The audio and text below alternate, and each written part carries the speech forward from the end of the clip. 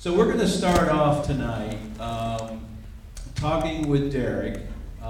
Derek is the managing partner, I believe one of the founders of Mortar, and I'd like for him to explain to all of us just a little bit about Mortar, what it does, what their mission is, and some of the interesting things they've been able to accomplish over the years.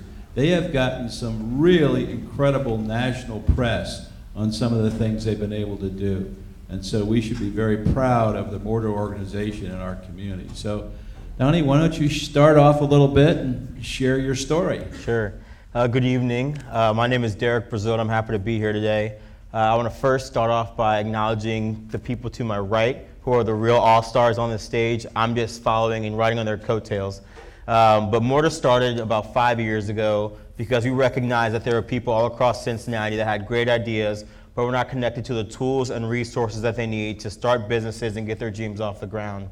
My personal story started about 6 years ago when I moved to Cincinnati following a girl. The unfortunate part about that story is she dumped me a week before I got here. But the good part about that story is I stayed here in Cincinnati, and I moved to Over the Rhine, and myself and my co-founders recognized that Over the Rhine was a neighborhood in transition. The unfortunate part is that in that transition, people from that neighborhood were not being invited to participate, in our opinion, in the rejuvenation that was happening all around them. The tipping point for us happened when the Eagle, a restaurant in Over the Rhine, was started. Now, I love the Eagle. I think it has really quality fried chicken. However, if you know anything about fried chicken and the African American experience, we can cook some fried chicken. But in our opinion, we were not, again, invited to participate in opening a fried chicken restaurant in that neighborhood, and there was something wrong with that to us. So we thought, why don't we do something to, again, open doors for people who look like us who wanted to start businesses in that community. So we had an opportunity to pitch this vague idea to help entrepreneurs in Over the Rhine at Rheingeist, which is a brewery in Over the Rhine. It was a pitch-based competition where you had to invite as many people as you knew to vote on your idea. We didn't know that at the time, so we arrived, myself, co-founders, and maybe two other folks. The folks we were competing against, they brought their families and friends and all of their colleagues. We thought we have a snowball's chance in hell of winning this thing. But we actually won, and we got a $2,000 grant to get that idea off the ground. 5 years later, here we are. And we have 225 graduates like these three amazing people to my right who are changing the world, who are taking their ideas, they're going out, and they're showing what's possible when you say yes, when the rest of the world might potentially say no. So what do? We do, in my opinion, 4 things really well. The first thing is we offer a culturally competent business training program called our Entrepreneurship Academy that takes an entrepreneur through every step, in my opinion, of what it means to really start a business. We don't mince words. We tell you it's a marathon, not a sprint. We really make you question your assumptions and why you really want to get into entrepreneurship, but also connect you to the tools and resources that you need to get your ideas off the ground. Each person has a SCORE counselor who provides business coaching and support. You, again, get this curriculum that goes, yours was what, 12 weeks, I think it was? Mm-hmm. Yep. Yours is what? 9. 9? I'm an all-star though. We've grown a little bit. And now we're at a 14-week curriculum. And at the very end, you get a chance to pitch your idea to friends, family, investors. Each of them has one pitch night. So again, you're in the presence of greatness right now. And again, we have 225 graduates. So these people are coming from all walks of life.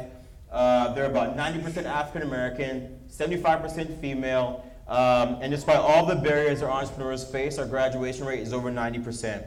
So we're picking folks who have, again, high potential, and they're going out, they're graduating, and making a difference in our community. I can talk more about our alumni if you want to know more about them later on.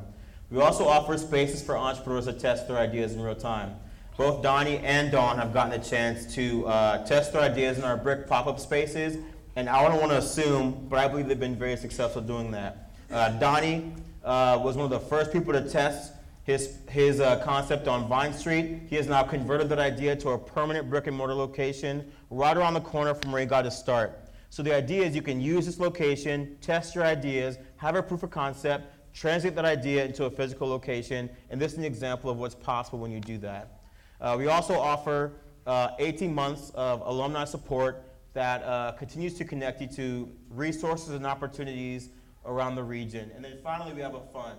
And this fund is designed to replicate a friends and family experience because not everyone has a rich aunt or a rich uncle who can provide the access to capital you need to get your ideas off the ground. We recognize that, so we've started a loan fund. And Kristen has been a beneficiary of that, helping her connect through a loan through Kiva that helped her have access to a food truck that she's now turned into a physical brick and mortar location and a second food truck.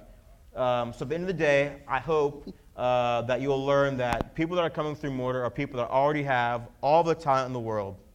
All they need is an opportunity. And, am I saying something wrong? No. Talking about time. Oh, my bad. Yeah. I'm a little long-winded. And like I said, we're providing them with an opportunity, and they're going out and changing the world. So I'll stop there. I'm talking too much. Well, Derek, before we move over to your three superstars here, how does one qualify to really become part of the Mortar program? The first thing is you have to apply. You have to apply for our course, and you'll get interviewed. But we have people from all over the place. Some folks, they come to our program and they just have an idea. And they need some support to take that idea and manifest it into a reality. You have other folks, like the three who are to my right, who have already started to work on that proof of concept, and they're just looking for an opportunity to take it to the next level. So in reality, it's all across the board. It just depends. Okay. All right, so now we're going to focus a little bit on the three of you. So it doesn't matter who wants to speak up first. I know you probably all would like to, but share with us a little bit about what some of the challenges have been in terms of actually starting, really from scratch. And all of you have done that, right from the beginning, from the foundation. So who would like to kind of address that question first? Don't speak up all at once. I think we all have challenges. Yeah, we do. I don't mind taking that question head on. I think the biggest challenge for myself as an entrepreneur, when we first started, we didn't have any access to loans or any financial support, so we were bootstrapping. And what I mean by that is I have a barbecue restaurant. The first 10 months, I ate nothing but barbecue. So literally every single day, like our top menu item on our food truck is called the barbecue four-way, and it was because I got tired of eating pulled pork sandwiches, so I had to reinvent something else. So it's mac and cheese topped with pork or chicken. At the time it was leftovers, coleslaw and barbecue sauce, but it's one of our top sellers. And so literally day after day it's a grind. You have to be relentless in your pursuit. And so one of the biggest challenges I had is I was working full time for the first 3.5 years as I built my business. So I was working 50, 60 hours in a corporate job and then working 50 or 60 hours in my passion job, if you will, my business. And so it's a lot. Like, it's something you have to be serious about. You have to stay committed. It's a 7-day work week. It doesn't stop. I still work 7 days a week. I was joking with the folks up here. I was supposed to be off today. I've been working since 8 o'clock this morning, came straight here. But that's what it takes, and the reward is, it's priceless. Some of the challenges beyond funding that I had were, it's just time. Like, I can't tell you the last time I went out with friends to have a drink, or I miss a lot of family events, celebrations, and some people don't understand that, but when you're an entrepreneur, I really highly recommend surrounding yourself with other entrepreneurs who kind of gravitate and understand your struggles and your success, and they celebrate with you. It's really important to have a support system, because when I first started, people didn't get that, and so I lost a lot of friends. And I actually lost family members too. I remember being at Mortar, by far one of the best experiences I've had, and telling Derek, family members are blocking me on Facebook because they're tired of hearing about my business. Like, I didn't know what to do with that. And so the second part of that is, again, just surrounding yourself with community, people that are going to build into you, because it is a lonely world as an entrepreneur.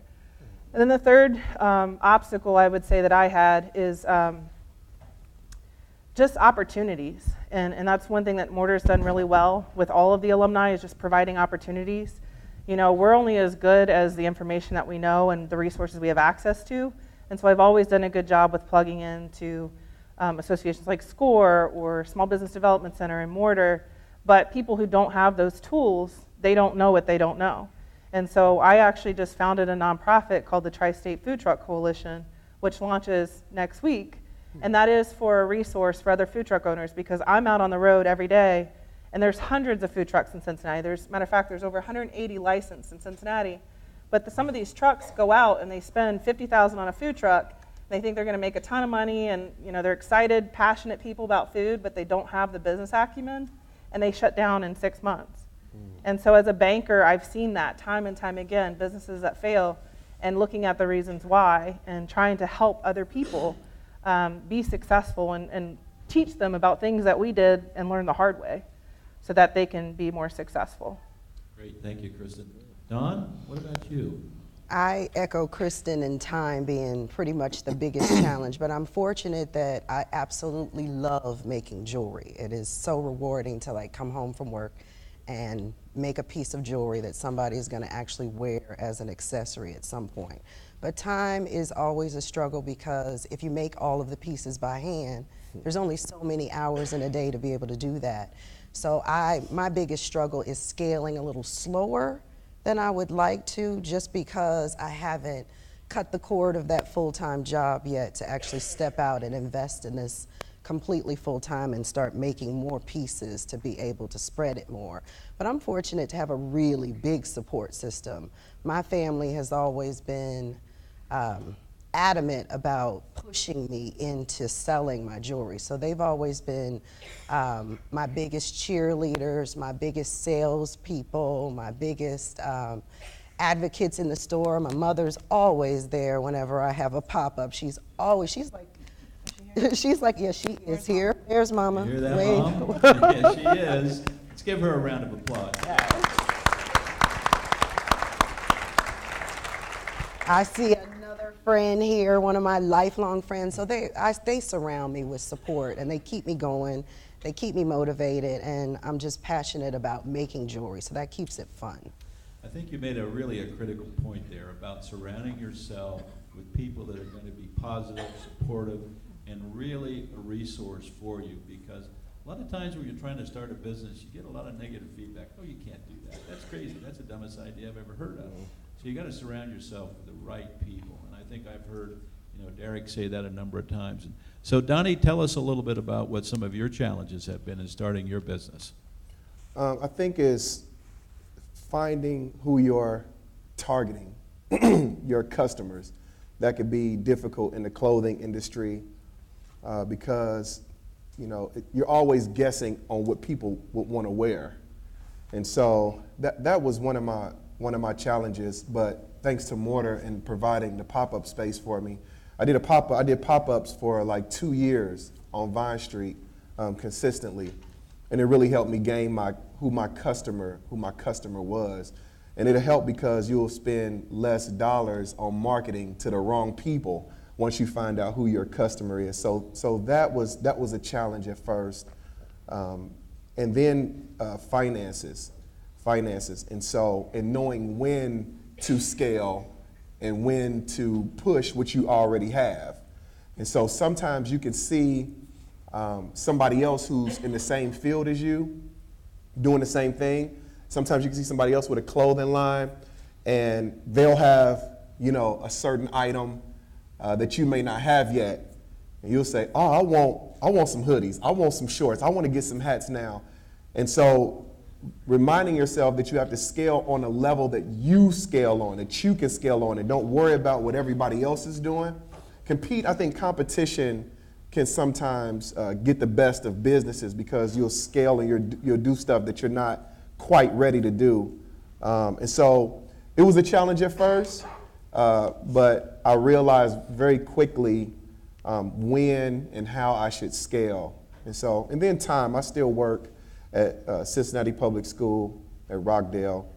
And so I work there, and then I get off work there, and then I go straight to the store.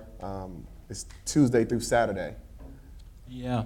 A lot of my entrepreneurship students are here. Hopefully all of them are here. And my marketing students are here. What did Donnie just say about what you have to do? Scale. Well, not scale, but what? Identify your Market. target. Your target. That's the T of STP, right? Not the automotive additive, but segmentation, targeting, and positioning. All right? You heard it straight from their mouth. And this is the real world, okay? They know what it takes. And it takes a lot of time commitment on your part.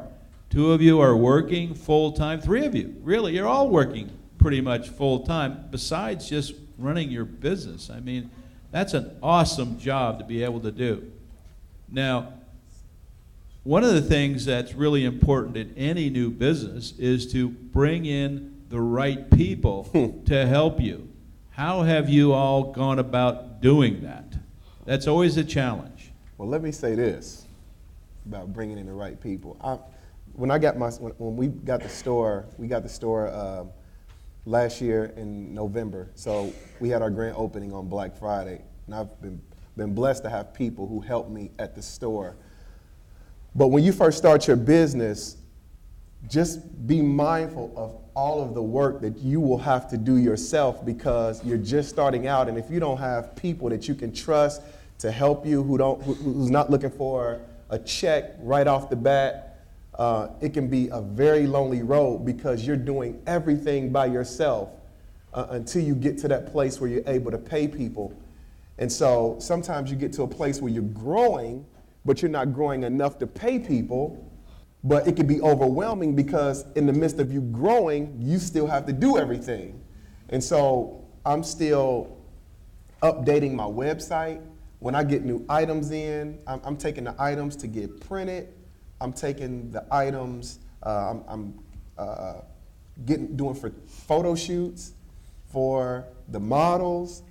I take the pictures, I upload them to the website. I put the description in on what the item is. I do the receipt keeping track, the bookkeeping. I mean, it's a ton. And like Kristen said, you are working 7 days a week. Mm-hmm.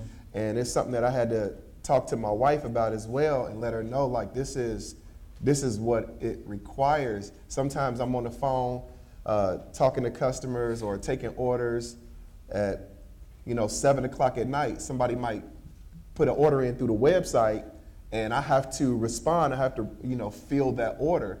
And so it's just a lot of work. If you're really serious about it, it's a whole lot of work, but it's so gratifying at the same time when you see somebody who's wearing your jewelry, or saying, I want to eat, sweets and meats, or I want to wear some good company today. So it is gratifying to be able to have that, but it's a lot of work. Kristen or Absolutely. Dawn, you want to comment on that at all? Hiring the right people is so key. Yes. It's critical. For the first 18 months of our business, we were all volunteers. Honestly, to this day, I'm on payroll, but I've only earned 2 paychecks in 4 years. So, and I do that because I have a team now of 12 people, and so I'm ensuring that they get paid. But again, if you heard that, we went from all volunteers to now 12 employees in 4 years. So it's huge growth. But the first 18 months, I mean, I can tell you, we did our first food truck rally at Kings Island. I had 30 volunteers listed on the sheet that I gave to Kings Island. And at one point, the director questioned, she said, are you just trying to get into the park for free? Because I had all these people, but that's what we needed. We needed 30 people because I wasn't going to ask somebody to volunteer a 16-hour day. It just didn't happen. But a lot of the folks that volunteered early on are still with us. So our full-time restaurant manager was a good friend. She was the one in the kitchen at 4 a.m. with me, cleaning chicken, and back at 6 a.m. just so we could go home and take a shower and start all over. Those are the people that were with me by my side. We've had a lot of luck hiring friends and family members, because those are the people that, through thick and thin, they're going to be with you no matter what. Unfortunately, we've done a lot of hiring through the community, which is what we want to do, but some of those folks, they get the first paycheck and then we don't see them again. It's really, really hard to find good, committed people. And we try to work with folks to understand our culture, to learn our story so that they're invested. But at the end of the day, we've had no larger success than hiring people that knew us, that have grown with us. I am hiring, so plug. I need to hire 6 more people by the end of this month. So if anybody here is looking for a part-time job, I'd love to talk to you. How about internships? Internships as well. We actually partner right now. UC College of Entrepreneurship and Business over in Clifton. I have 5 students now working on a marketing and business plan. But we absolutely are looking for marketing interns and folks that want to learn the food truck industry. you had mentioned, Derek, we're actually launching our second food truck this Sunday. So definitely need people to help run the truck and learn about that business. Did you say Linder College of Business, Entrepreneurship? Yes. Oh, God. And I'm sure Blue Ash can That's do better, okay. right? That's okay. They're friends of ours. I've known them a long time. And they have got a great department They there. do. No question about that. But now, Dawn, would you like to share something about, the idea of kind of recruiting the right people for your business? Well, I'm lucky. My mom's cheap, and she's full, and she's all I really need inside of my pop-up to really operate. But what I had to learn to do, because I do public relations and marketing by day, I figured I could, take that piece of my business on as well as actually making the pieces. And I had to back off some of that and let some of those tasks go. I can't always be photographing pieces and resizing them appropriately for my website. I had to let some of those tasks go that I actually can do naturally because of my profession, but in order to keep my business going, I have to figure out how to let some things go. And that was one of the first lessons from Mortar, figure out what you could let go. And if you're like me, you don't like numbers, and that was the first thing I let go. So if there's anything that I could tell a future entrepreneur, your numbers have to be right, and if you don't do them right, let somebody else do them. That's the first thing you can give up. What's interesting about that, I have taught entrepreneurship in Clifton, in the College of Business. I teach it out here. I've taught it at the MBA level. And the most difficult part of putting together a business plan is always the financial piece. I don't care if you got a finance degree or not. It's always the most difficult piece. And so what I'd like to ask, Derek, you can chime in here too if you'd like. What's the importance of actually putting together a business plan? Now, you're just doing it now, it sounds like. And I'm a believer in effectuation process, which basically means that you kind of start wherever you are, where your feet are planted. Let's get started. And then you reach a point where maybe having that business plan is important. But in my entrepreneurship class, they are required to put together a business plan. They may never do it again in their life, but they'll understand the complexity of doing something like that. So what is your all feeling about the idea of putting together a business plan? It sucks. Well, how do you really feel about that? Are you okay? It does. But it's mandatory though, because for one, without a business plan, you don't even know if you're being successful or not. If you're not writing out your goals and you don't have anything to gauge where you were and where you are now. And so, but business plans also gives you structure. It also teaches you discipline. And it also gives you something to look forward to. So for the goals that you have for your business, it's very important to have a business plan. I mean, unless you're just going aimlessly, you're just going with the flow. You have nothing to really give you any deadlines on when to meet certain things. And so, yeah, it sucks, it's tough, but smart business owners hire people to do what they can't do. Absolutely, I like that. Yep. Kristen, I saw you shaking your head about the business plan idea. So what are your thoughts on that? Absolutely. So we were one of those entrepreneurs. We literally started with what we had, which when we started, it was an 8-foot table, a smoker, and a strong passion for serving our community. And the business plan came up multiple times. First time I got my loan beyond Kiva. Kiva did not require it. It was more of a character-based loan, and Mortar is our trustee. It's a 0% interest loan for 3 years, which I think we pay off this month. So we're very excited. Woohoo, paying off loans. Yeah, she can clap for that. But beyond that, our first SBA loan we did, matter of fact, in January of last year. And 11 lenders turned us down before our approval. And again, let that sink in. 11 lenders turned us down. We had been in business for 3 years. We were generating income, positive cash flow, and we still were turned down. And it wasn't credit score related. It was just different factors. And a big piece of that was we didn't have a business plan. We finally found a lender, Celtic Bank, which is actually out in Utah, in Iowa area. They made the first loan for us, but Until we needed a loan, it really didn't come up very much, and our business was changing so much. Like if you would have asked me 4 years ago if I thought I would have not only a food truck, but a brick and mortar and then be getting a second food truck, I would have thought you were crazy. But we are, and so it's changed quite a bit, but what I've learned the most in working with the students at UC, and then also I was a student with the Emerging Leaders Program through SBA, and looking at my business, it forced me to look at how far we've come and really look at our target customer and our target market and how we were trying to grow, and look at expense, the overhead that I'm paying now with my brick and mortar shop. It supports catering, it supports the food truck, but our long-term goal had always been to get a sit-down restaurant. And now I'm buying a second food truck, and a big piece of that was going through that class and having to look at my expenses. I was like, we need to generate income, we need to grow our business, but I don't want to take on an additional 10 employees. I don't want to sink another $100,000 into a space and have all that risk. And so I tried to look at the best way I could scale my business and grow without all that commitment. You know, with a food truck, I'm able to pick when I want to go out, what events I want to take, and I really wanted to grow our catering to 60% of our overall business. So the plan is what's in the works now, and I'm very excited about it, but to Donnie's point, I'm one of those people, it just overwhelmed me so much because I'm so entrenched in my business that I wasn't really working on my business, which is what I'm trying to do now. Yep. That's a very familiar term. Working on the business and not in the business, because you really are totally engaged in the day-to-day operations if you want it to be successful. But you do need to have that outside thinking strategy, you know, where you really understand some of the things that maybe someone can help you really understand.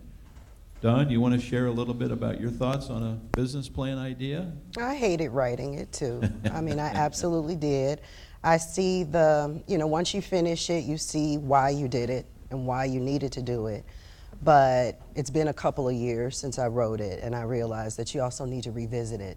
And it needs to start to morph into more of a strategic direction, because the business plan is your foundation. It's what you get kind of started with, but you need to keep looking at where you need to go for the next 3 to 5 years and look at it in those buckets of time. So it's just an ongoing process. You'll hate it, but you need to keep doing it. That's a great point. I mean, it's not cast in stone. You know, it's totally evolving over time. Derek, you want to chime in a little bit on that? Do you require through the Mortar program that participants do create a business plan of some kind? We encourage it as something that I think you should know how to do. You should have that experience of writing a business plan. But for example, if you want to access funds through our Iron Chest, you have to have an executive summary that at some level describes your business, but it's not a requirement. Okay. We reached the point. Go ahead. I was going to say, Mortar does have a canvas, though, Yeah. which is something we all refer to every class. Yeah.